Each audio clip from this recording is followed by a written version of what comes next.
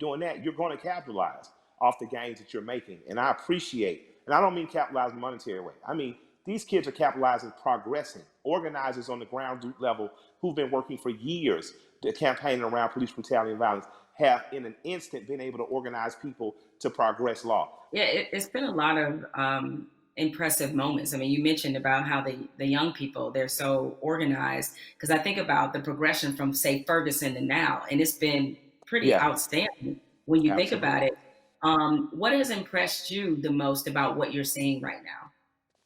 What has impressed me that Mhm. in '92 we rioted in Atlanta. There were riots in other cities. There were riots in Los Angeles. But there was such a stronghold on information. Local news wouldn't let what other cities know until after it was over. What's impressed me is the ability to use technology. We haven't gotten as efficient as Hong Kong, but it's coming. You are seeing at a day and age where in an instant people are able to mob on a place, people are able to say what needs to be said and go and get ghosts.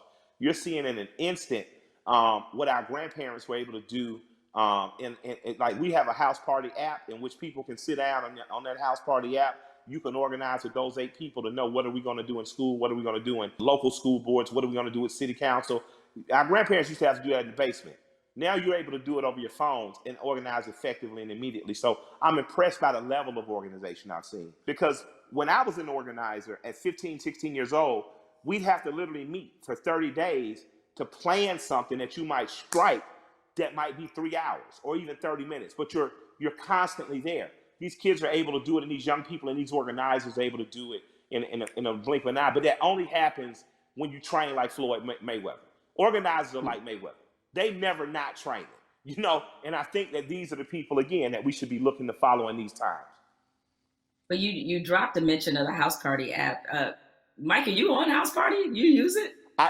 I just found out about it. I got the cool people in my life helped me to what's new. The two apps I'm most interested in right now are House Party, and there's an app called Convos that allows me to speak directly back and forth with people. That's a lot cooler than sometimes Twitter where stuff gets lost in translation. But I'm still over there tweeting with the angry moms and dads. Shouts out to the old folks. I think about where activism was on this issue in particular when Ferguson happened, and looking at it now, and it's while there was definitely a lot of positives that came out of Ferguson, particularly the Black Lives Matter movement. Seeing the level and the difference is that clearly there was a lot of lessons learned there, and they've Yeah. applied them now, and so there it definitely seems much more cohesive, and that's been impressive. What has impressed you about what you're seeing, especially from these young people who really have seemed to seize this moment? What I've seen be most beautiful about this time is kids have the ability to adjust and move and be like water. They're truly plotting, planning, strategizing, organizing, mobilizing. The skateboard kids came in. Usually you would see in the 60s, black people who look like me. We'd make public protests. We'd get our heads split open. Sympathetic whites and allies and people who truly believe in freedom, justice, and equality entered the stage. Now, not only are you beating black people, you're dragging off white people. And it became a tapestry, a unified front to give us our most basic civil rights and acknowledge our human rights. That tapestry is happening again, and it's happening in a bigger and better way. I was talking about those skateboard kids. I saw those kids first come in as defenders. When police were hacking with people with batons, they held up the skateboards to protect them. Most kids who skateboard, my kids skateboarders, most skateboard kids in the South don't look like me, right?